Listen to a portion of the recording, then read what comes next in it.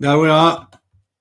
Welcome everyone to the Nunkie Arms March edition.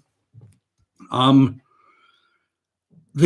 theme music of tonight's edition will probably have alerted you to the theme of the evening. Once heard, one can never forget that music. If you haven't heard that music before, then I can tell you it is from the brilliant TV series Tales of the Unexpected, or Roald Dahl's Tales of the Unexpected, I think, to give it its full title. So tonight we're going to have some Tales of the Unexpected, a great genre which Roald Dahl absolutely perfected. But we're going to hear from more than Roald Dahl, as you will see. So who have we got? How many have we got? 40. Yeah, all right. It's not quite the usual number. Hey, someone in North Carolina, Lanny, very welcome to you. Where in North Carolina are you? Jodie in Wolverhampton, welcome. Ian in Dublin, terrific. Pauline in Glasgow. Nancy in Southport. Dominic, Manchester, quite a few Mancunians. Well, I'll tell you, John and Emma in Yarm. Grumpy Scotsman doesn't say where he's from, but he says evening all. Evening to you too. Joanne in Leicestershire, good. So I think it's a lot of the usual, the regulars are here. Anyway, you're all welcome. So before we start the Tales of the Unexpected, just a few other kind of things going on in the world of Nunkie. As I'm sure if you're here, then you can only have come to this via my Facebook or Twitter page, and for months, for weeks, I've been going on about this weekend in London that I'm doing on the 18th and 19th of March, doing all 8 stories from M.R. James's first collection of stories, Ghost Stories and Antiquary. So I'm doing all 8 over 2 nights in London in a brilliant venue called the Horse Hospital. Now, you've already, I'm sure, either made the decision that you can't come or will be coming or don't want to come. But if you can spread the word to anyone who lives within reach of London about that, then I'd be grateful, because there are tickets still to sell. And the link for them can be found on my website. However, I notice, as I expected, there's quite a lot of Mancunians and people from the northwest of England tuning in tonight. I'll be doing the same event in Manchester in late October. So keep an eye out for that. I'll be advertising that as tiresomely as I have the London ones nearer the time. At the moment, I am, so I'm kind of, once that's over, I'm going to be having a bit of time off. I'm going to be traveling to Denmark. And then in June, I'll be touring the UK in a rather limited fashion with a H.P. Lovecraft show. A solo performance of 2 stories by H.P. Lovecraft, called Gallery of Screams. That's the kind of the umbrella title I've given the show. The 2 stories are Pickman's Model and The Music of Eric Zahn. And I'll be doing about 10 performances of that, pretty spread pretty nicely around the country, perhaps with a bias towards the north of England in June anyway. And soon I'll put up details about those dates on the website. Another kind of just before the London gigs, 16th of March, if you're anywhere near Preston, I will be doing a rehearsed reading of The Monkey's Paw, that great horror classic. I'll be doing that in a bar in Preston. There are details up on my website at the moment. But anyway,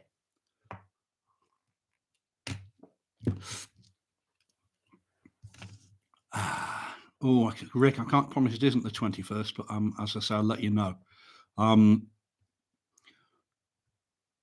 Hello, Emma. Welcome. Warrington, yeah, jolly good. Stockholm, superb. Well, I'll be kind of up in your direction in April. Not quite Stockholm, but in that way. Anyway, we're going to start off with a classic tale of the unexpected. In fact, it's so classic, I don't think you can probably describe it as unexpected anymore. I suspect it's a story that people know, But and therefore the twist doesn't quite have the impact that it might have, but it still is a good story. And it's called The Landlady by Roald Dahl.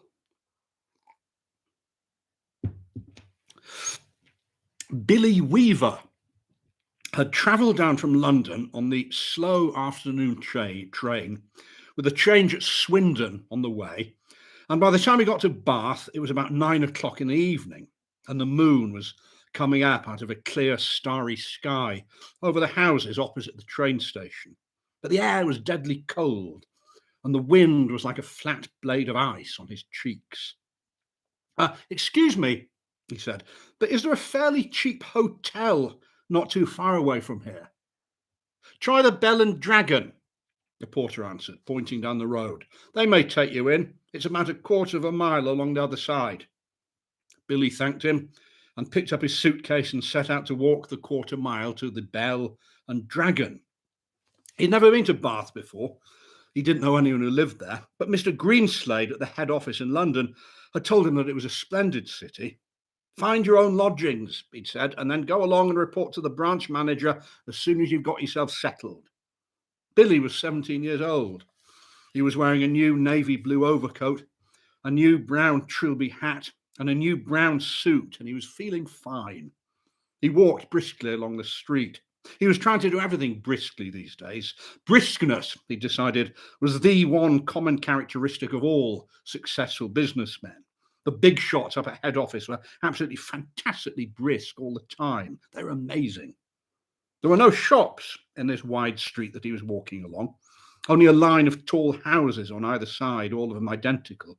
They had porches and pillars and 4 or 5 steps going up to their front doors. And it was obvious that once upon a time, they'd been very swanky residences. But now, even in the darkness, he could see that the paint was peeling from the woodwork on their doors and windows, and that the handsome white facades were cracked and blotchy from neglect. Suddenly, in a downstairs window that was brilliantly illuminated by a street lamp not 6 yards away, Billy caught sight of a printed notice propped up against the glass in one of the upper panes. Bed and breakfast, it said. There was a vase of pussy willows, tall and beautiful, standing just underneath the notice. He stopped walking. He moved a bit closer. Green curtains, some sort of velvety material, were hanging down on either side of the window. The pussy willow looked really wonderful beside them. He went right up and peered through the glass into the room, and the first thing he saw was a bright fire burning in the hearth. On the carpet in front of the fire, a pretty little dachshund was curled up asleep with its nose tucked into its belly. The room itself, so far as he could see in the half-darkness, was filled with pleasant furniture. There was a baby grand piano and a big sofa and several plump armchairs. And in one corner, he spotted a large parrot in a cage. Well, animals were usually a good sign in a place like this, Billy told himself.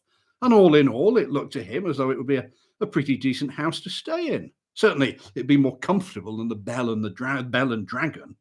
On the other hand, a pub would be more congenial than a boarding house. Yeah, there'd be beer and darts in the evening and lots of people to talk to. And it'd probably be a good bit cheaper too. He'd stayed a couple of nights in a pub once before and he'd liked it. He'd never stayed in any boarding house. And to be perfectly honest, he was a tiny bit frightened of them. The name itself conjured up images of watery cabbage, rapacious landladies, and a powerful smell of kippers in the living room. After dithering about like this in the cold for 2 or 3 minutes, Billy decided that he'd walk on and take a look at the Bell and Dragon before making up his mind. So he turned to go. And now a queer thing happened to him. He was in the act of stepping back and turning away from the window when all at once his eye was caught and held in the most peculiar manner by the small notice that was there. Bed and breakfast, it said. Bed and breakfast. Bed and breakfast. Bed and breakfast. Each word was like a large black eye staring at him through the glass, holding him, compelling him, forcing him to stay where he was and not to walk away from the house. And the next thing he knew, he was actually moving across from the window to the front door of the house, climbing the steps that led up to it. and reaching for the bell. He pressed the bell. Far away in a back room, he heard it ringing, and then at once, it must have been at once because he hadn't even had time to take his finger from the bell button, the door swung open and a woman was standing there. I mean, normally you ring the bell and you have at least a half-minute's wait before the door opens, but this dame was like a jack-in-a-box.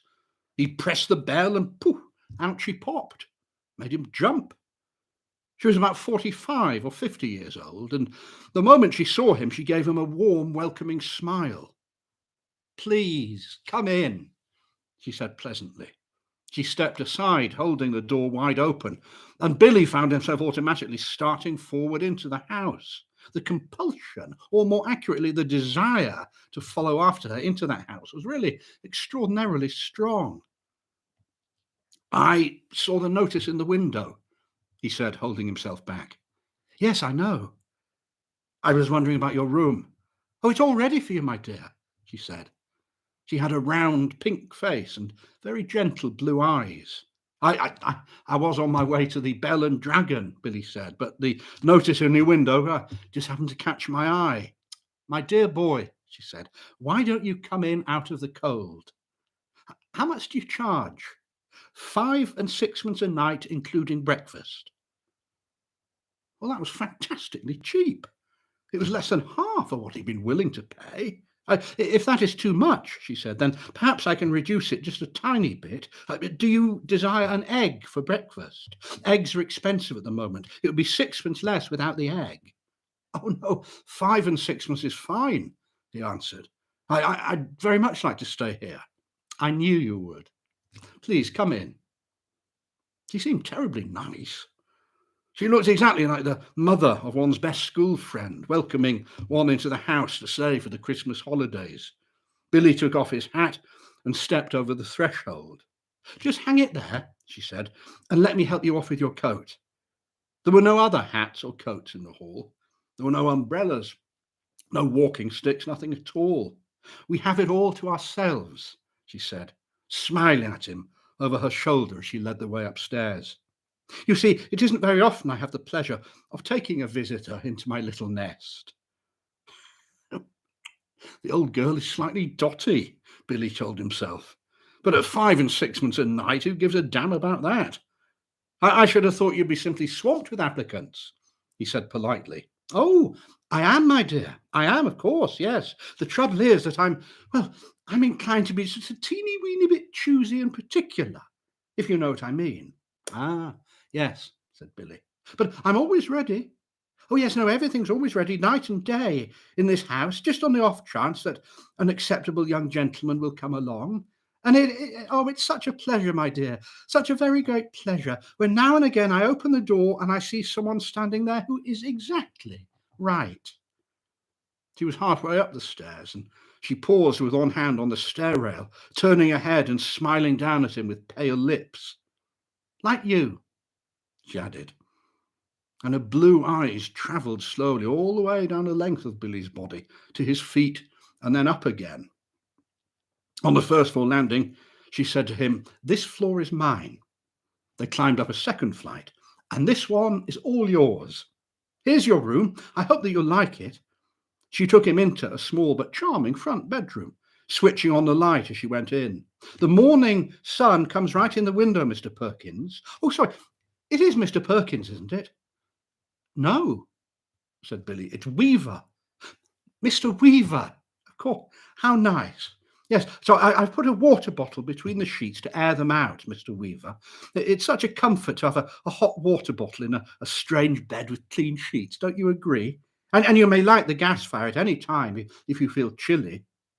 "Thank you," Billy said. "Oh, no, thank you ever so much." He noticed that the bedspread had been taken off the bed, and that the bedclothes had been turned back on one side, all ready for someone to climb in. "I'm so glad you appeared," she said, looking earnestly into his face. "I was beginning to get worried." "Oh, that's all right," said Billy brightly. "You mustn't worry about me." He put his suitcase on the chair and started to open it. And what about supper, my dear? Did you manage to get anything to eat before you came here?" "Oh, I'm not a bit hungry, thank you, said Billy. I think I'll just go to bed as soon as possible, because tomorrow I've got to get up rather early and report to the office. Oh, well, very well. Then I'll leave you now so that you can unpack. But before you go to bed, would you be kind enough to pop into the sitting room on the ground floor to sign the book? Everyone has to do that because it's the law of the land, you know. And, well, we don't want to go breaking any laws at this stage in the proceedings, do we? She gave him a little wave of the hand and went quickly out of the room and closed the door. Well, I mean, the fact that the landlady appeared to be slightly off her rocker didn't worry Billy in the least. After all, she was not only harmless, there was no question about that, but she was also quite obviously a kind and generous soul. He guessed that she'd probably lost a son in the war or something like that and never quite got over it. So a few minutes later, after unpacking his suitcase and washing his hands, he trotted downstairs to the ground floor and entered the living room. His landlady wasn't there, but the fire was glowing in the hearth and the little Dachshund was still sleeping in front of it. The room was wonderfully warm and cosy. I'm a very lucky fellow, he thought, rubbing his hands. This is a bit of all right. He found the guest book lying open on the piano, so he took out his pen and wrote down his name and address. There were only 2 other entries above his on the page, and as one always does with guest books, he started to read them. One was a Christopher Mulholland from Cardiff. The other was Gregory W. Temple from Bristol. Now that's funny, he thought. Christopher Mulholland. That rings a bell, Christopher Mulholland. Now, where have I heard that rather unusual name before? Was he a boy at school? No. Or was he one of his sister's numerous young men, or perhaps a friend of his father's? No, I don't think so. He glanced down again at the book. Christopher Mulholland, 231 Cathedral Road, Cardiff. Gregory W. Temple, 27 Sycamore Drive, Bristol. As a matter of fact, now he came to think of it, he wasn't at all sure that the second name didn't almost as much ring a bell as the first. Gregory Temple, he said aloud, searching his memory. Christopher Mulholland. Such charming boys. A voice behind him answered, and he turned and saw his landlady sailing into the room with a large silver tea tray in her hands. She was holding it well in front of her and rather high up, as though the tray were a pair of reins on a frisky horse. Yeah, they sound somehow familiar, these names, he said. Do they? How interesting. Yeah, no, I'm almost positive I've heard them before somewhere.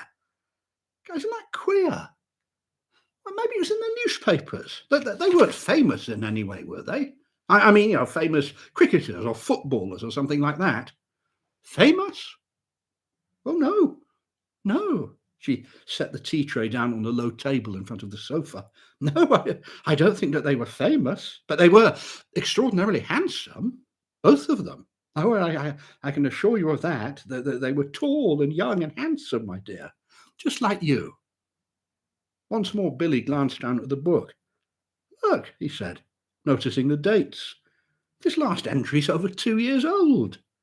It is? Yeah. And Christopher Mulholland's is nearly a year, but that's more than 3 years ago. Dear me, said the lady, shaking her head and heaving a dainty little sigh. I'd never thought it. How time does fly away from us, doesn't it, Mr. Wilkins? It's Weaver, Billy said. Weaver. Of course. I'm so sorry. Of course it is. She sat down on the sofa. How silly of me. I do apologise. In one ear and out the other. That's me, Mr. Weaver. You know something, Billy said. Something that's really quite extraordinary about all of this. No, dear. No, I don't. Well, you see, both those names, Mulholland and Temple, I not only seem to remember each of them separately, so to speak, but well, somehow or other, in some funny way, they appear to be sort of connected together as well, as though they were both famous for the same sort of thing, if you see what I mean, like Dempsey and Tunney, for instance, or Churchill and Roosevelt. Oh, how amusing, she said. But come over here now, my dear, and sit down beside me on the sofa, and I'll give you a nice cup of tea and a ginger biscuit before you go to bed. Oh, you really shouldn't bother, said Billy. I didn't mean you to do anything like that. He stood by the piano, watching her as she fussed about with the cups and saucers. He noticed that she had small, white, quickly moving hands and red fingernails. You know, I'm almost positive it was in the newspapers that I saw those names, said Billy. I'll think of it in a second. I know I will. I mean, there's nothing more tantalizing than a thing like this, which lingers just outside the borders of one's memory, and he hated to give it up. Hey, yes, wait a minute, he said. Mulholland. Christopher Mulholland. Wasn't that the name of the Eton schoolboy who was on a walking tour through the West Country, and then all of a sudden, milk, she said, and sugar. Oh, yeah, yes, please. And then all of a sudden, Eton, she said. No. He wasn't a schoolboy. That can't be right, because my Mr. Holland, he was a Cambridge undergraduate when he came here. No, come over here now. Sit next to me. Warm yourself in front of this lovely fire. Come on, your tea's all ready for you. She patted the empty space beside her on the sofa, and she sat there smiling at Billy and waiting for him to come over. He crossed the room slowly and sat down on the edge of the sofa. She placed his teacup on the table in front of him. There we are, she said. How nice and cosy it is, isn't it? Billy started sipping his tea. She did the same. For half a minute or so, neither of them spoke at all, but Billy could tell that she was looking at him. Her body was half turned towards him, and he could feel her eyes resting on his face, watching him over the rim of her teacup. Now and again, he caught a whiff of a peculiar smell that seemed to emanate directly from her person. I mean, it was not in the least unpleasant, and it reminded him, well, he wasn't quite sure what it reminded him of. Pickled walnuts? New leather? Or was it the corridors of a hospital? Mr. Mulholland was a great one for his tea too, she said at length. Never in my life have I seen anyone drink as much tea as dear sweet Mr. Mulholland. I suppose he left fairly recently, Billy said. He was still puzzling his head about the two names. He was positive now that he'd seen them in the newspapers, in the headlines. Left? She said. Oh, no, my dear boy, he never left. He's still here. Yeah, and Mr. Temple's also here. They're on the third floor, both of them together. Billy set down his teacup slowly on the table and stared at his landlady. She smiled back at him, and then she put out one of her white hands and patted him comfortingly on the knee. How old are you, my dear? 17. 17? Oh, that is the perfect age. Mr. Mulholland was also 17, but I think he was a trifle shorter than you. In fact, I'm sure that he was, and his teeth weren't quite so nice. You do have the most beautiful teeth, Mr. Weaver. You do know that, don't you? Oh, they're not as good as they look, said Billy. They got simply masses of fillings at the back. Mr. Temple, of course, he was a little older. He was actually 28, and yet I'd never have guessed it if he hadn't told me. Never in my life. There wasn't a blemish on his body. What? Billy said. His skin, he was just like a baby's. There was a pause. Billy picked up his teacup and took another sip of his tea, and then he set it down again gently in his saucer. He waited for her to say something else, but she seemed to have lapsed into another of her silences. He sat there, staring straight ahead of him into the far corner of the room, biting his lower lip. That parrot, he said at last. You know something? It had been completely fooled when I first saw it through the window from the street. Yeah, I could have sworn it was alive. Alas, no longer, she said. Oh, it's very clever the way it's been done. It doesn't look in the least bit dead. Who did it? I did. You did it? Of course, my dear, she said. And have you met my little Basil as well? She nodded towards the dachshund, curled up so comfortably in front of the fire. Billy looked at it, and suddenly he realized that this animal had all the time been just as silent and motionless as the parrot. He put out a hand and touched it gently on the top of its back. The back was hard and cold, and when he pushed the hair to one side with his fingers, he could see the skin underneath, greyish, black, and dry, and perfectly preserved. "Gosh," he said, "how absolutely fascinating." He turned away from the dog and stared with deep admiration at the little woman beside him on the sofa. It must be very difficult to do things like that." "Oh, no," she said, "not in the least. No, I stuff all my little pets myself when they pass away. Will you have another cup of tea?" "Oh, no, no, no, thank you," said Billy. The tea tasted faintly of bitter almonds, and he didn't much care for it. "Now, you did sign the book, didn't you?" "Oh, yes, good. Because later on, if I happen to forget what you were called, then I can come down here and look it up, can't I? I still do that almost every day with Mr. Mulholland and Mr. Oh, there you see, Mr. Temple," Billy said. "Gregory Temple. So, excuse me asking, but haven't there been any other guests here except them in the last 2 or 3 years?" Holding her teacup high in one hand, inclining her head slightly to the left, she looked up at him out of the corners of her eyes and gave him another gentle little smile. "Oh, no, my dear," she said. "Only you."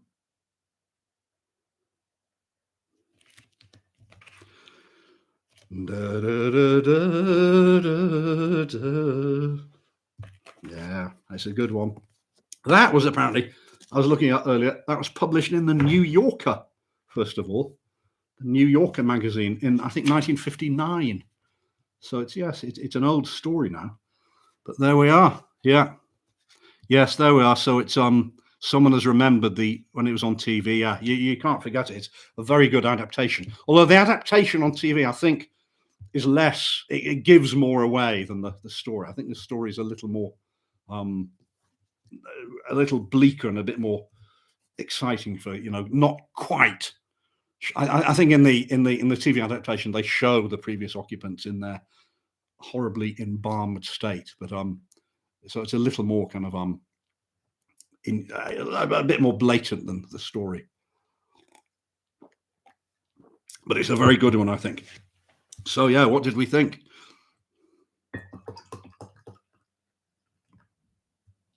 So I'm having a Thirsty Ferret. It's the Badger Brewery from Dorset again. Do I mean Dorset or Devon?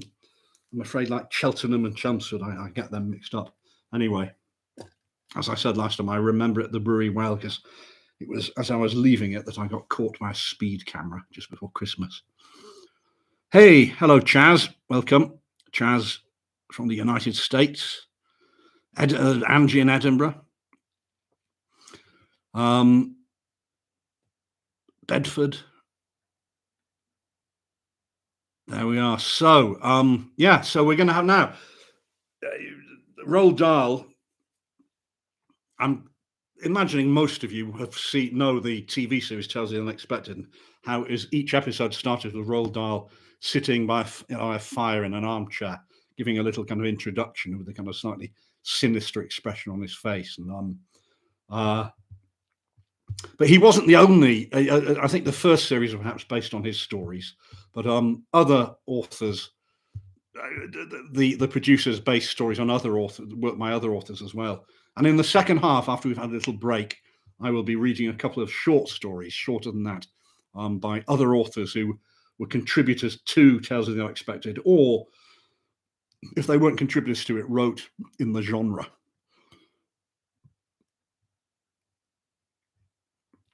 Oh yeah, the TV series Rick suggests may not have aged as well as the originals. Well, I must say, of things from that era, I watched a few kind of during one of the lockdowns, and I thought they did stand up well. But yeah.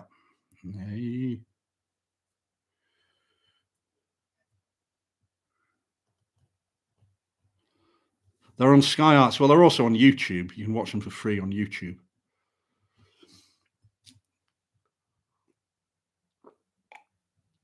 So yeah, I mean, this is great. This is the big thick book, collected Roald Dahl stories, and they're mainly, if not all, tales of the unexpected. Kind of, they have a rather sinister, sick twist in them. The one I was going to read, and I don't think I'll have time tonight, but I may do in the future, is Royal Jelly. I don't know if you know that one. Quite a lot of them, you see. The Landlady stands out because a lot of them aren't supernatural, but in the Landlady, there's just a suggestion, I think, that as well as being a murderous, embalming psychopath, she's also a witch, because there is that little strange bit of magic where, as he's about to walk away from the window, he's somehow held by the bed and breakfast sign, and then she's immediately there. There's a suggestion of kind of supernatural abilities on her part, I think. But Royal Jelly is a big note for me. Royal Jelly is very horrible. Yeah. But what else? Oh yeah, and there's another one about a tattoo. Anyway, a lot of them are worth reading. Now, I don't know, this claims to be the collected stories of Roald Dahl. I don't know, because I think, although I've never read them, but I think he also wrote slightly pornographic stories about Uncle Oswald. And I'm kind of half remembering that, but I think he wrote a book called My Uncle Oswald, which was about a roguish uncle who got up to naughty things. But I never actually read them. So if anyone wants to admit to having read the Uncle Oswald stories, then please give us a summary in the chat.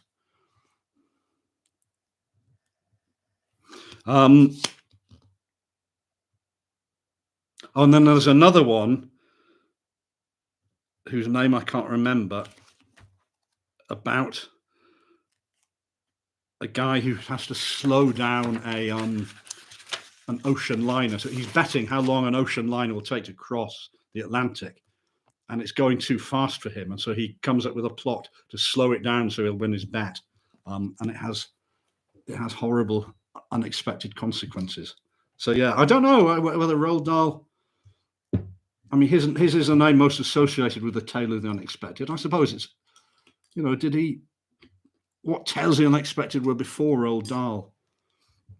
Saki has always rather reminded me of Roald Dahl, but that's more kind of because of a slightly sick sense of humor. Saki, I'm not sure whether you'd call them tales of the unexpected. Yeah, oh, there we are. Oh, Ian's friend at school read Uncle Oswald. All right, Ian. Yeah.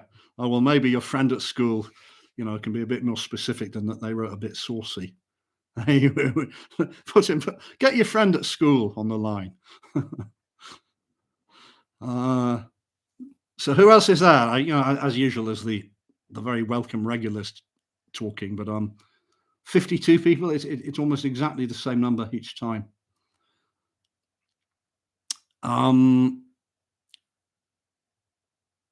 So anyway, yes, in the we will have a break in a moment. I'll just kind of have my drink, but we're gonna,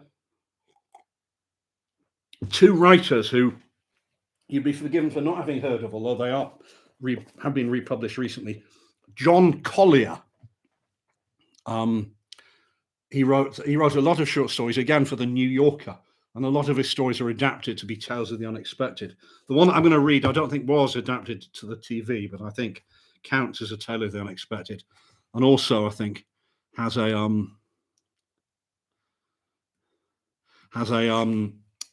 I've entirely lost. Oh well, yeah. Oh, has an affinity to Saki. I was just distracted by Belinda there saying that I like Saki better. I always had the impression that Roald Dahl didn't like people much. And yes, I think Roald Dahl, there is a kind of misanthropy to a lot of his stories, as there is to his children's stories, I think. And if he wasn't such a well-established and widely published and still published author, he might run the risk of falling foul to contemporary sensibilities, I think, because I think he does make, he did make pronouncements about race and gender and so on, which are perhaps kind of, Anyway, that's not going to happen. The Roald Dahl Foundation, I seem to remember reading this recently, came up, has signed a deal with Netflix worth many millions of dollars, I suspect. So Netflix now have the rights to produce things based upon Roald Dahl stories and his books. So I think we can probably expect in the years to come some very, Netflix do things well. There'll be things with high production values based on Roald Dahl stories. Whether they'll remake Childs of the Unexpected, I don't know. It's perhaps not worth doing. But anyway, I think Roald Dahl is kind of just he's too big to fail. He's untouchable. But old fashioned, there is an old fashionedness to him, I think.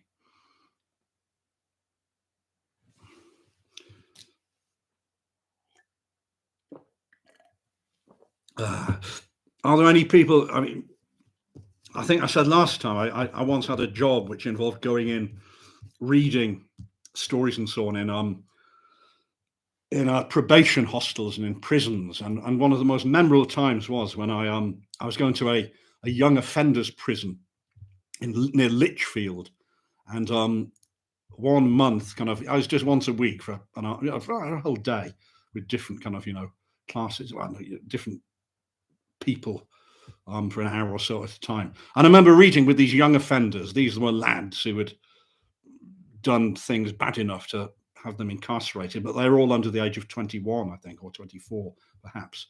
We read James and the Giant Peach together, and it was a very, very happy occasion. And they found it very funny and rather kind of affecting as well, I think.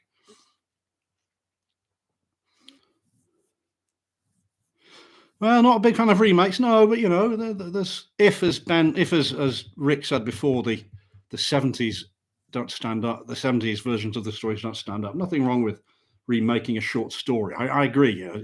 There's no point in remaking a classic film, but having another crack at Roald Dahl stories mightn't be such a bad idea.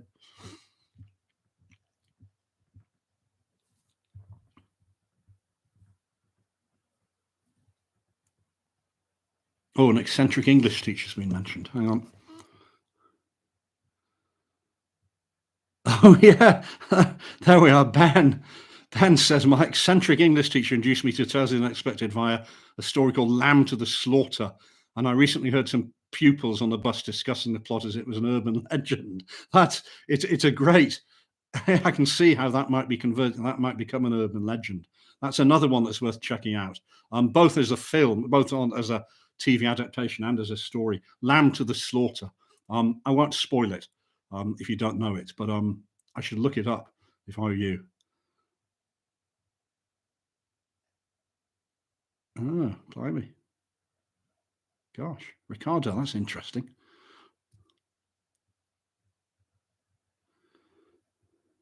Bill Booker, I think Saki was a far better writer, very stylish, incredibly sharp of wit, despite his over one period. Well, yeah, I think I've got to say, I think Roald Dahl is a very good writer. He's not just as he's more than a storyteller. He's exceedingly good writer.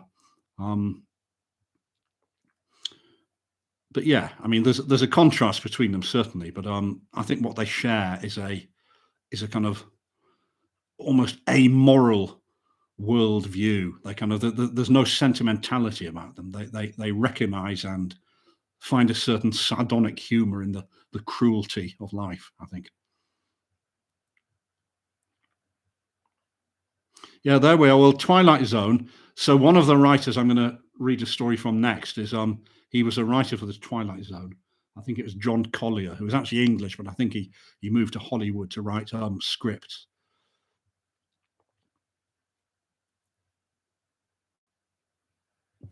Anyway, let's have a little break. Just relax, pour yourself another drink. Do whatever you need to make yourself feel comfortable.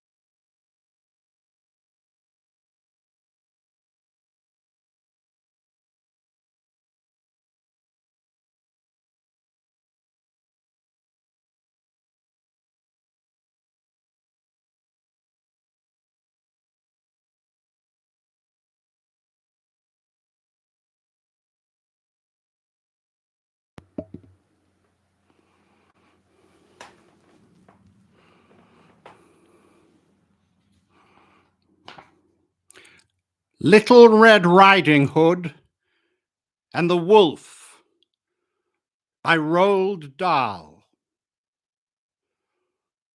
As soon as Wolf began to feel that he would like a decent meal, he went and knocked on Grandma's door. When Grandma opened it, she saw the sharp white teeth, the horrid grin, and Wolfie said, "May I come in?" Poor Grandmama was terrified. "He's going to eat me up," she cried. And she was absolutely right. He ate her up in one big bite. But Grandmama was small and tough, and Wolfie wailed, "That's not enough.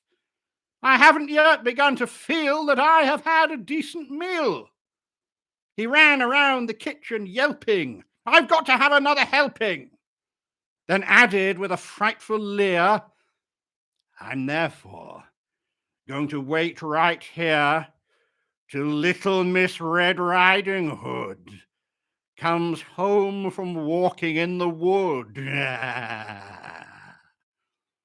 He quickly put on Grandma's clothes. Of course, he hadn't eaten those. He dressed himself in coat and hat. He put on shoes, and after that, he even brushed and curled his hair, then sat himself in Grandma's chair. In came the little girl in red. She stopped. She stared. And then she said, "What great big ears you have, Grandma." "All the better to hear you with," the wolf replied. "What great big eyes you have, Grandma," said Little Red Riding Hood. "All the better to see you with," the wolf replied. He sat there watching her and smiled. He thought, "I'm going to eat this child. Compared with her old Grandmama, she's going to taste like caviar." Then Little Red Riding Hood said, "But Grandma, what a lovely great big furry coat you have on." "That's wrong," cried Wolf. "Have you forgot to tell me what big teeth I've got? Ah, well, no matter what you say, I'm going to eat you anyway." The small girl smiles. One eyelid flickers. She whips a pistol from her knickers. She aims it at the creature's head, and bang, bang, bang, she shoots him dead. A few weeks later, in the wood, I came across Miss Riding Hood, but what a change! No cloak of red, no silly hood upon her head. She said, "Hello, and do please note my lovely furry wolfskin coat."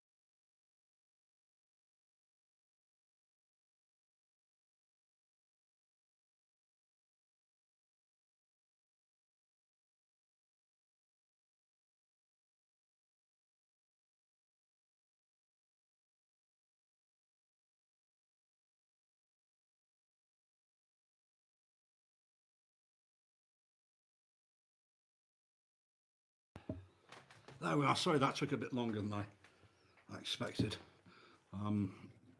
So what's been happening? Thirsty ferret, yeah. Yeah, Lanny, I don't know whether you can in the States. If you can, it's probably very hard pricey because there'll be an import.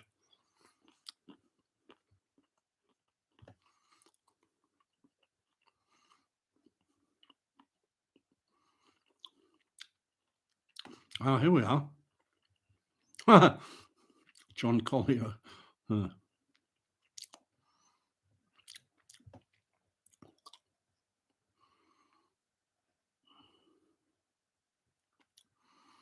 Oh, there we are now. Okay, so I saw someone in the comments mention Sredni Vashtar, which is a great Saki short story, very, very condensed story. And you see, that has a lot in common with, I mentioned James and the Giant Peach. You know, throughout Roald Dahl stories, you get boys, children who are persecuted by grown-ups, which is very much the case in Sredni Vashtar, and is the case in this story that I'm going to read now, which I think behind this lurks the spirit of Sredni Vashtar. I'll just finish my nuts and pour myself another beer. But this is by John Collier, who I think was a reasonably well-known name in the 50s and 60s, perhaps. And in this edition that I've got, the introduction is by Ray Bradbury. He was a friend of Ray Bradbury, but unlike Ray Bradbury, his work hasn't really survived to the present day.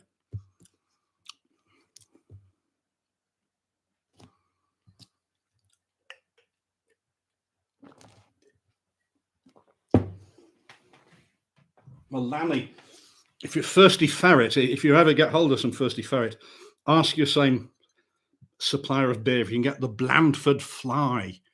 This is one of my favourite beers because it's got a cut of ginger to it.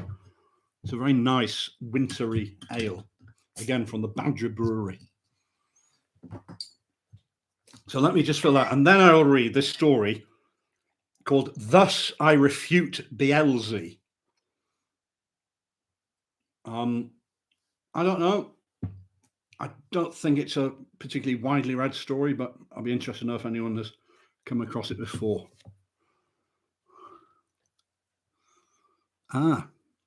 Evil Genius on BBC Sounds. Okay, I'll look out for that. All right. So, Thus I Refute Beelzy by John Collier. Oh, there goes the tea bell, said Mrs. Carter. I hope Simon hears it. They looked out from the window of the drawing room. The long garden, which is agreeably neglected, ended in a waste plot. Here, a little summer house was passing close by beauty on its way to complete decay.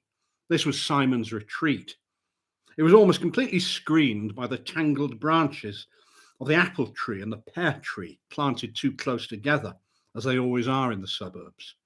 They caught a glimpse of him now and then, as he strutted up and down, mouthing and gesticulating, performing all the solemn mumbo-jumbo of small boys who spend long afternoons at the forgotten ends of long gardens. There he is, bless him, said Betty. Playing his game, said Mrs. Carter. He won't play with the other children anymore, you know. And if I go down there, oh, cry the temper. And anyway, he always comes in tired out. What, does he not have a sleep in the afternoons? Asked Betty. Oh, you know what Big Simon's ideas are, said Mrs. Carter. Let him choose for himself, he always says. And that's what he chooses. He chooses to play down there and he comes in as white as a sheet. Oh, look, he's heard the bell, said Betty. The expression was justified, although the bell had ceased ringing a full minute ago. Small Simon stopped in his parade exactly as if its tinny dingle had at that moment reached his ear. They watched him perform certain ritual sweeps and scratchings with his little stick and come lagging over the hot and flaggy grass towards the house. Mrs. Carter led the way down to the playroom or garden room, which was also the tea room for these hot days. It had been the huge scullery of this tall Georgian house, and now the walls were cream-washed. There was a coarse blue net on the windows, canvas-covered armchairs on the stone floor, and a reproduction of Van Gogh's sunflowers over the mantelpiece. Small Simon came drifting in and accorded Betty a perfunctory greeting. His face was almost a perfect triangle, pointed at the chin, and he was paler than he should have been. "The little elf child," cried Betty. Simon looked at her. "No," he said. At that moment, the door opened and Mr. Carter came in, rubbing his hands.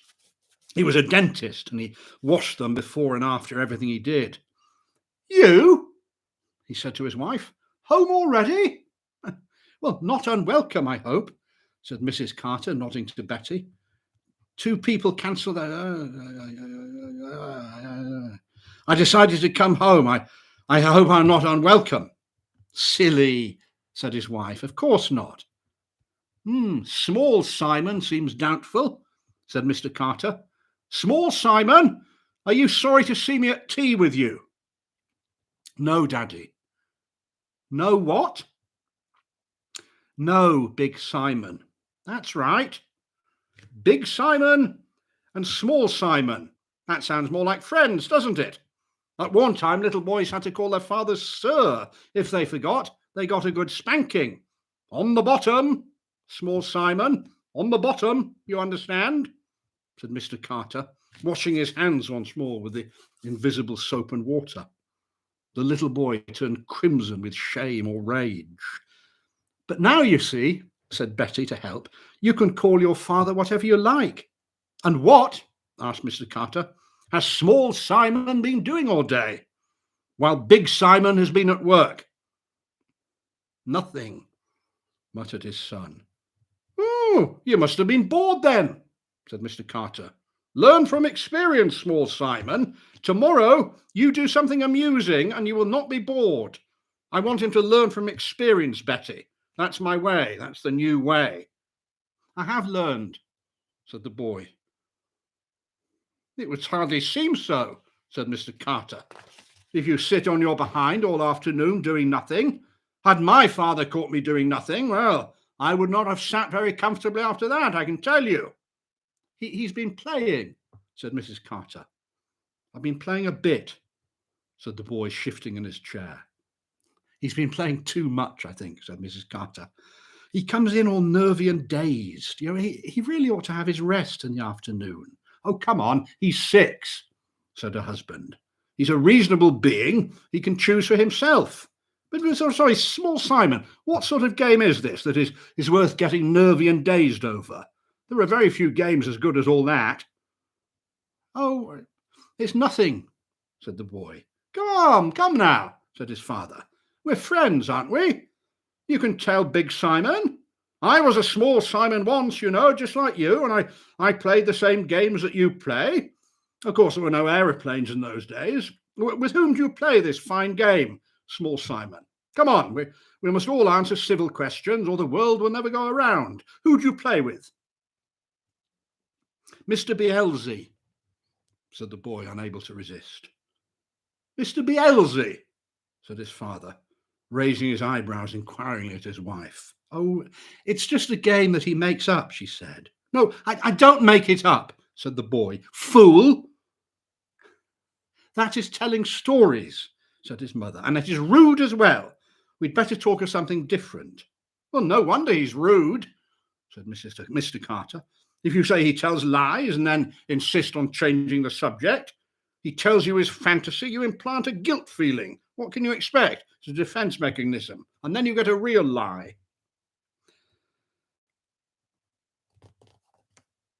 "Now, Small Simon, are you just making things up?"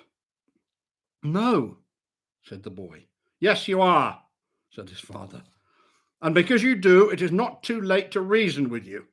There's no harm in a fantasy, old chap. There's no harm in a bit of make-believe, of course. Only you have to know the difference between daydreams and real things, or else your brain will never grow. It will never be the brain of a Big Simon like me. So come on, let us hear about this Mr. Beelzy of yours. Come on, Small Simon, what is Mr. Beelzy like?" He isn't like anything, said the boy. Like nothing on earth, said his father. Well, that sounds like a terrible fellow. I'm not frightened of him, said the child. Not a bit. Well, I should hope not, said his father. If you were, you'd be frightening yourself. Now, I'm always telling people, older people than you are, that they're just frightening themselves, you know? Is he a funny man, this Beelzy? Is he a giant? Sometimes he is, said the little boy. Sometimes one thing, sometimes another.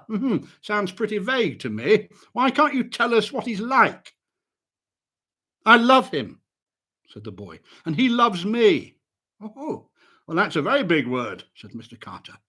That might be better kept for things like the relationship between Big Simon and Little Simon, mightn't it? He's real, said the boy passionately. He's not a fool. He's real. Listen, said his father. When you go down the garden, there's nobody there, is there? No, said the boy. And then you think of him inside your head, and he comes. No, said small Simon. I have to make marks on the ground with my stick. That doesn't matter. Yes, it does. Small Simon, now, you're being obstinate, said Mr. Carter. I'm trying to explain something to you. I've been longer in the world than you have, small Simon, so naturally I am older and wiser. I'm explaining to you now that Mr. Beelzy is a fantasy of yours. Now, do you understand that? Yes, Daddy. He's a game. He's a let's pretend. The little boy looked down at his plate, smiling resignedly. Now, I hope you're listening to me, small Simon. All you have to do is say, I've been playing a game of let's pretend with someone I make up called Mr. Beelzy. And then no one will say that you tell lies, and you know the difference between dreams and reality. Mr. Beelzy is a daydream. The little boy stared at his plate. You know, he's sometimes there, and he's sometimes not, carried on Mr. Carter. Sometimes he's like one thing, sometimes he's like another. You can't really see him, you know, not as you see me. Not like Big Simon, he's not real. You can't touch him. You can touch me, I can touch you. Mr. Carter stretched out his big white dentist's hand and took his little son by the nape of the neck. He stopped speaking for a moment and he tightened his hand. And the little boy sank his head lower. I can touch you, you see, can't I? Now you know the difference between a pretend thing and a real thing. You and I are one thing, Mr. Beelzy is another thing. Now, which is the pretend thing? Come on, small Simon, answer me. Which is the pretend thing? Big Simon and small Simon, said the little boy. Oh, no, don't, said Betty, and at once put a hand over her mouth. For why should a visitor cry don't when a father is explaining things to his son in a modern and scientific way? Besides, it always annoys the father. Well, my boy, I have said that you must be allowed to learn from experience. So that is what we shall do. Go upstairs to your room, and you shall learn whether it is better to reason or to be perverse and obstinate. Go up, and I will follow you. Oh, you're not going to beat the child, said Mrs. Carter. No, said the little boy. Mr. Beelzy won't let him. Get out of the room and go upstairs, shouted his father. Small Simon stopped at the door. He said he wouldn't let anybody hurt me. He said he'd come like a lion with wings and eat them up. You will learn soon how real he is, shouted his father. If you can't learn it at one end, you shall learn it at the other end. I'll have your breeches down. I shall finish my cup of tea first, however. He looked at the two women. Neither of them spoke. Mr. Carter finished his tea and unhurriedly left the room, washing his hands with his invisible soap and water. Mrs. Carter said nothing, and Betty couldn't think of anything to say. She wanted to be talking because she was afraid of what she might hear. And then suddenly it came. It seemed to tear the air apart. "Oh, good God!" she cried. "What, what's he doing to him? He's hurt him." She sprang out of her chair, her silly eyes flashing behind her glasses. "I'm going up there," she said, trembling. "Yes, let's go up together," said Mrs. Carter. "Let's go up. That was not small Simon." It was on the second floor landing that they found the shoe with a man's foot still in it, like that last morsel of a mouse which sometimes falls unnoticed from the side of the jaws of a cat.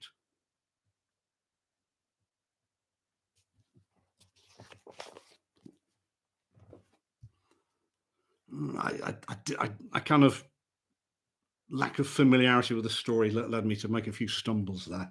But I remember when I first read that, I was much affected by it. Anyway, it's got the same satire in it as Saki, the kind of satire of pompous grown-ups, as well as, of course, the kind of the boy with something perhaps supernatural at the bottom of the garden, although it's much more supernatural in that, I think, than it is in Sredni Vashtar. But yeah, John Collier. If you look at the Wikipedia page for Tales of the Unexpected, you can find a list of the ones that based on John Collier's stories. None of which I think were quite as well, in my opinion, quite as good as that one.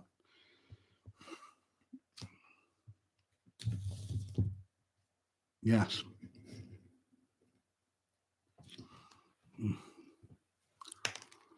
Ah, okay, there we are. There we are, Ian. I should say he was a friend of Ray Bradbury.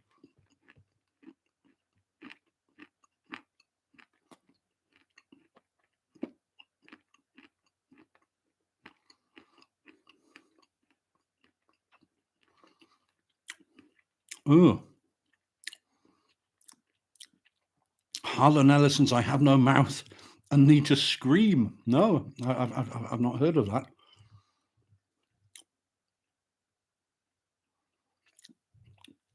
It sounds horrible.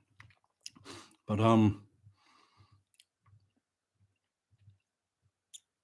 anyway, let's now have a the final story by the final tale of the unexpected. And I think, I don't know, maybe that's too predictable to be a tale of the unexpected. As Chaz said, it is a bit of a meme.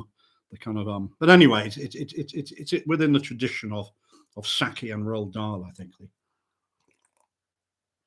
The secret friend of the child. Anyway, what I'm going to read you now is a well, again, let's see how it works. It's a rather remarkable story by a writer called William Sansom. Now, I don't know whether he did write stories for Tales of the Unexpected or whether his stories were adapted to Tales of the Unexpected. He was another of these guys from the kind of 50s and 60s who, in their day, were, I think, well remembered for their short stories.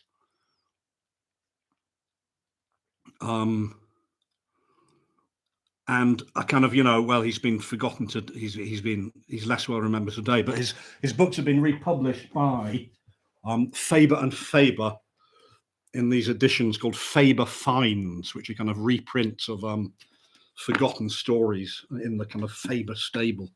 And this is well, I don't know. Had anyone come across I Refute Beelzy before?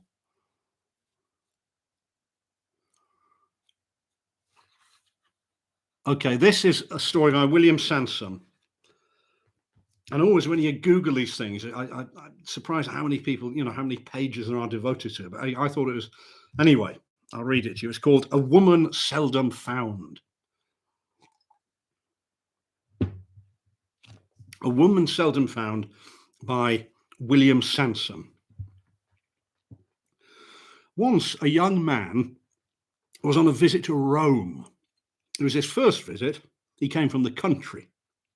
But he was neither, on the one hand, so young, nor on the other so simple, as to imagine that a great and beautiful capital should hold out finer promises than anywhere else. He already knew, too, that life was largely illusion. that though wonderful things could happen, nevertheless, as many disappointments came in compensation. And he knew too that life could offer a quality even worse, the probability that nothing would happen at all. This was always more possible in a great city, which was intent upon its own business.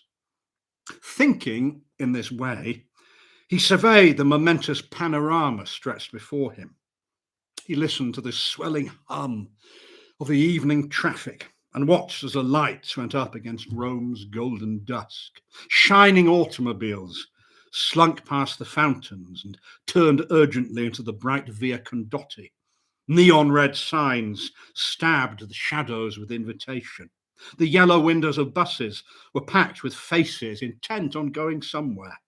Everyone in the city seemed intent on the evening's purpose. He alone had nothing to do. And so the young man kept to the quieter, older streets on his solitary errand home. In one such street, a pavementless alley between old yellow houses, a street that might in Rome suddenly blossom into a secret piazza of fountain and Baroque church, he noticed that he was alone, but for the single figure of a woman walking down the hill towards him. As she drew nearer, he saw that she was dressed with taste, that in her carriage was a soft Latin fire, that she walked with respect. Her face was veiled, but it was impossible to imagine that she was not beautiful. Isolated thus with her, passing so near to her, and she symbolizing the adventure of which the evening seemed so empty, a great melancholy at once gripped him. He felt wretched as the gutter, small, sunk, pitiful. So he rounded his shoulders and lowered his eyes, but not before casting one furtive glance into hers. He was so shocked at what he saw that he paused. He stared, shocked, into her face. But he hadn't made a mistake. She was smiling at him. And also she had hesitated. I mean, he instantly thought, whore. But no, it wasn't that kind of a smile. And then amazingly, she spoke to him. I know I should not ask you, but it is such a beautiful evening, and perhaps you are alone, as I am alone. She was very beautiful, and he couldn't speak. But a growing elation gave him the power to smile. So she continued, still hesitant, in no sense soliciting. I thought perhaps we could take a walk, an aperitivo. And at last the young man achieved himself. Oh, nothing would please me more. And the Veneto is only a minute up there. She smiled again. My home is just here. Well, that they walked in silence a few paces down the street, a turning that the young man had already passed, and this she indicated. They walked to where the first humble houses ended in a kind of recess, and in the recess was set the wall of a garden, and behind this stood a large and elegant mansion. The woman, about whose face shone a curious pale glitter, something fused of the transparent pallor of fine skin, of grey, brilliant eyes, of dark eyebrows and hair of lucent black, inserted a key into the garden gate, and they were greeted by a servant in velvet livery. In a large and exquisite salon, under the chandeliers of fine glass and before a moist green courtyard where water played, they were served with a frothy wine. They talked. The wine, which was iced in the warm Roman night, filled them with an inner warmth of exhilaration. But from time to time, the young man looked at her curiously. I mean, with her glances, with many subtle inflections of teeth and eyes, she was inducing an intimacy which suggested much. And he felt he must be careful. At length, he thought the best thing might be to thank her, somehow thus to root out whatever obligation might be in store. But there she interrupted him, first with a smile, and then with a look of some sadness. She begged him to spare himself any perturbation. She knew that it was strange, that in such a situation he might suspect some second purpose, but the simple truth remained that she was lonely. And then, she added with a certain deference, something perhaps in him, perhaps that moment of dusk in the street, had proved to her inescapably attractive. She'd not been able to help herself. Well, the possibility of a perfect encounter, a dream that years of disillusion would never quite kill, decided him. His elation rose beyond control. He believed her. And thereafter, the perfections compounded. At her invitation, they dined. Servants brought in food of the greatest delicacy, shellfish, fat bird flesh, soft fruits, and afterwards they sat on a sofa near the courtyard where it was cool. Liqueurs were brought. The servants retired. A hush fell upon the house. They embraced. In her bedroom, to the picture of her framed by the bed curtains and dimly naked in a silken shift, he poured out his love, a love that was to be eternal, to be always perfect, as fabulous as this, their exquisite meeting. And softly, she spoke the return of his love. Nothing would ever go amiss. Nothing would ever come between them. And very gently, she drew back the bedclothes for him. But suddenly, at the moment when at last he lay beside her, when his lips were almost upon hers, he hesitated. Something was wrong. A flaw could be sensed. He listened and felt, and then he saw that the fault was his. Shaded, soft-shaded lights by the bed, but he had been so careless to leave on the bright electric chandelier in the centre of the ceiling. He remembered that the switch was by the door. For a fraction then, he hesitated. She raised her eyelids, saw his glance at the chandelier, and understood. Her eyes glittered. She murmured, "Oh, my beloved, don't worry, don't move." And she reached out her hand. Her hand grew larger. Her arm grew longer and longer. It stretched out through the bed curtains, across the long carpet, huge and overshadowing the whole of the long room, until at last its giant fingers were at the door.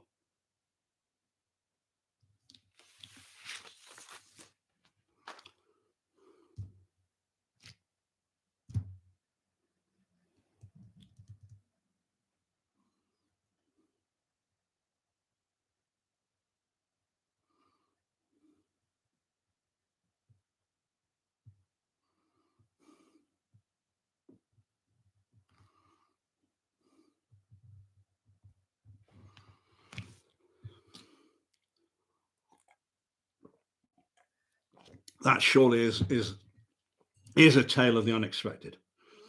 The landlady, you can kind of guess that she's up to no good.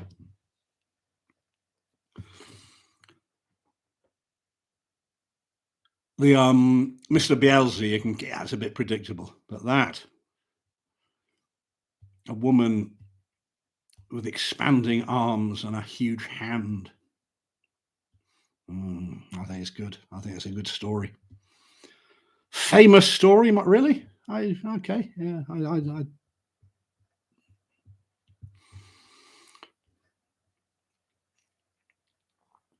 based on, well, possibly based on a dream. It has a nightmarish quality, doesn't it?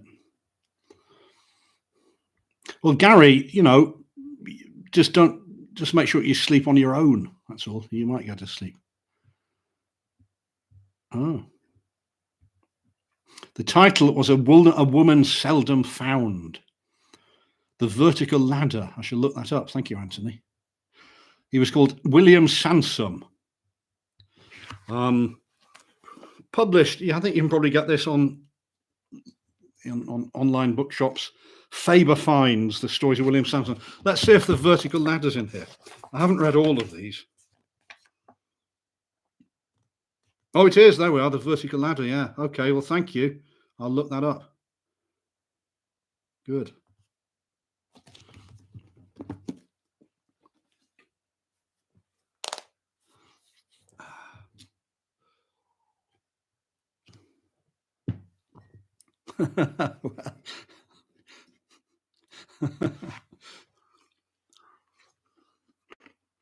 But the fantastic elements aside, I think it's a very brilliant description of being in a place where you think you ought to be having a great time and not having a great time. And I travel quite a lot on my own and so on, and I know that feeling of being in a great city and feeling that, oh gosh, you're missing something.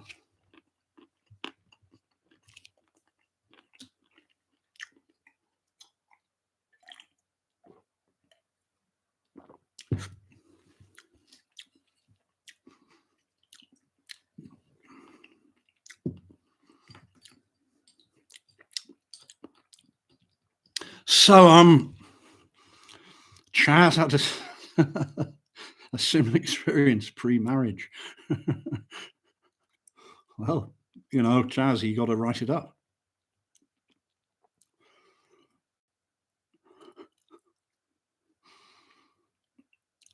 Well, Dominic, I think it was a love story in a way.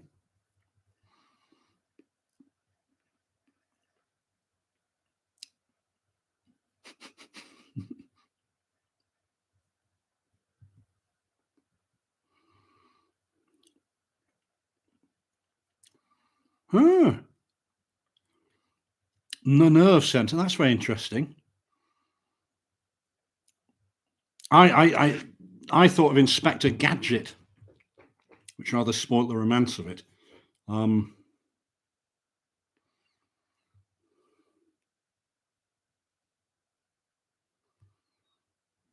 So a medium whose trick was that bits of her body would extend during his sounds. Ah, very interesting.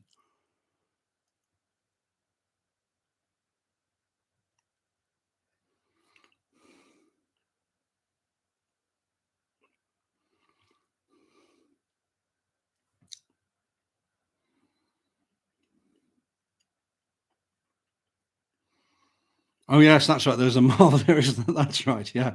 No, there's a few. It'd be quite interesting. I wonder who is the first spooky character who could extend their limbs. I wonder. Yeah. All right. Okay. Things named far right. That's.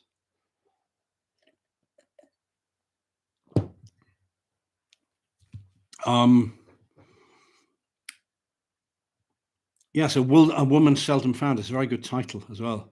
I think all these guys. I think Ian. I think sorry, not Ian. John Collier and William Sansom. I think they were both in their time considered to be slightly more literary than Roald Dahl. I don't know. I can't tell with Roald Dahl. I was surprised that story, The Landlady, was published in the New Yorker, which is kind of a place highly regarded for its short stories. I hadn't realised that in his relative youth, Roald Dahl was considered, with such respect. Anna Palladino, Eusapia Palladino, yes. She was exposed as a hoax in Cambridge. I found the house where the Palladino exposure took place. Okay, I hadn't realised that was one of the tricks in her kind of in her armory, though, extending her body. Yeah, the Palladino. She was exposed by I think, I don't know, was it the SPR, the Society for Psychic Research, exposed her, or someone in Cambridge kind of invited her and showed her up as a fraud.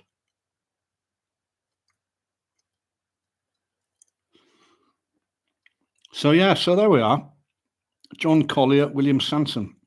I haven't read much by them myself, but I've got these 2 fat books, which I'm glad I've rediscovered for this.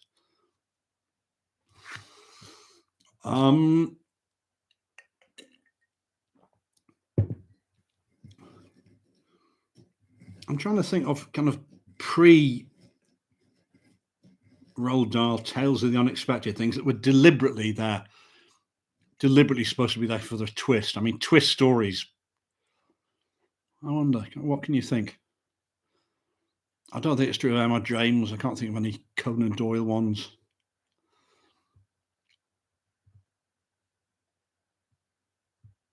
I mean, in a sense, the kind of, the Agatha Christie sort of story with a surprise ending, and maybe the Sherlock Holmes stories as well.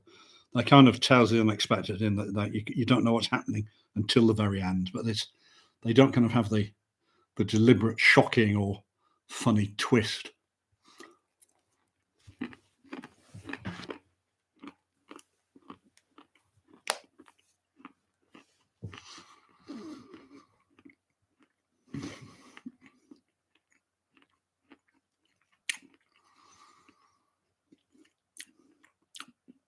Oh, okay, that's right. Yeah. Oh, Henry. Yeah, yeah. That's right. What's the famous story? Edgar Allan Poe. Okay. Gary, what in particular were you thinking of?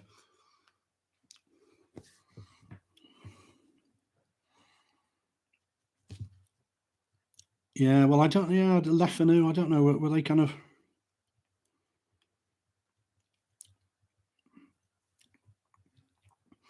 Okay, I thought Eusebia Palladino was kind of a generation or so before Harry Price, but again, I could. Oh, Murder in the Reward. Okay, well, there we are. So, yeah, but again, that's in the realm of detective fiction, isn't it? That's kind of that's kind of the along with the Sherlock Holmes and the Agatha Christie kind of at the very end the truth of this puzzle is shown, but things that are just kind of stories which then suddenly have a twist for the sake of a twist.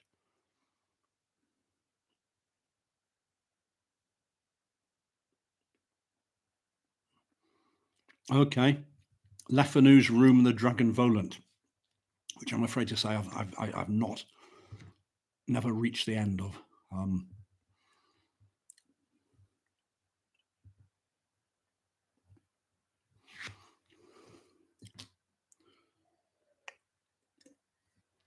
Anyway, I think there's probably another night at the Nunkie Arms to be squeezed out of the works of Roald Dahl and William Sansom. Um,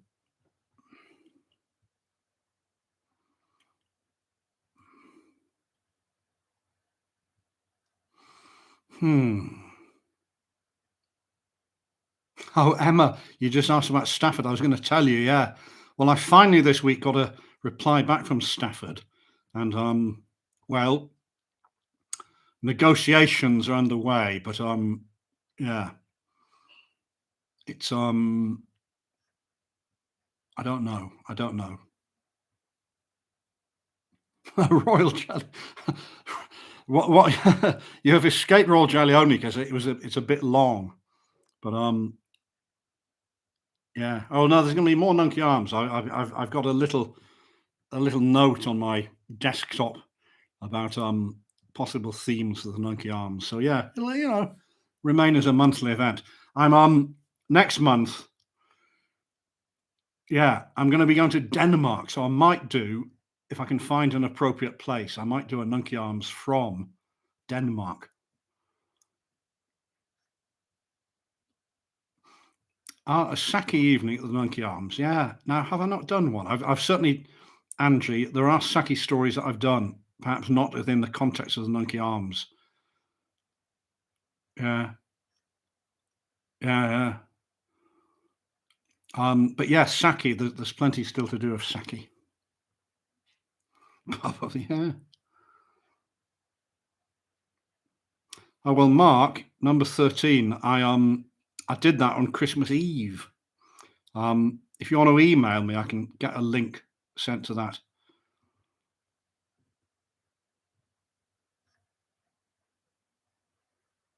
I'll be going to Viborg. That is one of the I'm going to be trotting on Jutland in the footsteps of M.R. James. So this is a recce for a documentary about M.R. James and Scandinavia that I want to make probably next year rather than this year. Well, Mark, email me and I'll send you the link.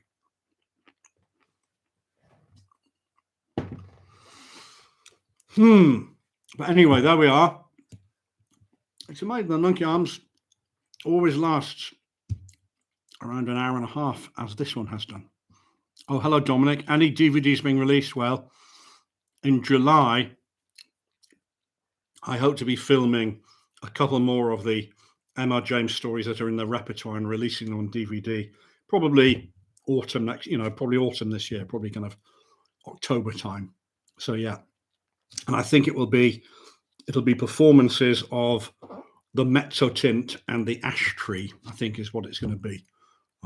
Whether there'll be any kind of documentary extras or not, I don't know. Probably not, but that's being worked on at the moment.